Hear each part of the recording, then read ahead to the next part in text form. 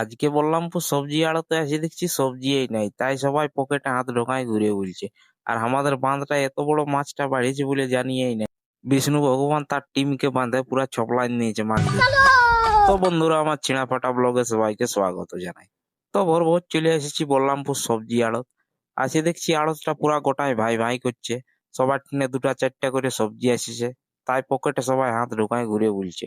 এই দিয়ে দুটি বিম বইচেছে, আর এই দিয়ে দুটি কপি। তো যদি ফাইনালি 2 বস্তা বিলাতি পৌঁছলো, সেটাও একটা ছোট পাইকারে কিনে নিয়ে নিল, 3 ক্যারেট নিয়ে ঘর চলে গেল। তো এখন সবাই বসে বসে আগুন তাপছে, বেতাক ঠান্ডা পড়ে গেছে। তো আসেনি, আমি আমাদের গড়িয়া বাঁধটাকে পৌঁছে গেছি।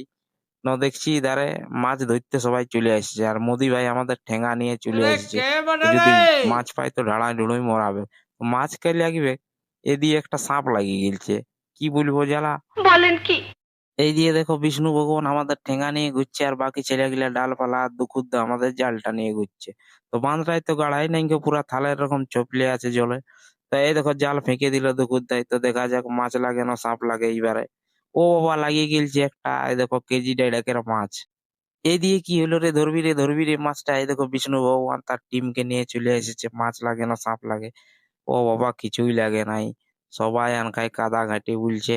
তো বন্ধুরা, ব্লগটা ভালো লাগলে লাইক শেয়ার কমেন্ট করো, আর ফলোটা করতে ভুলে যেও না।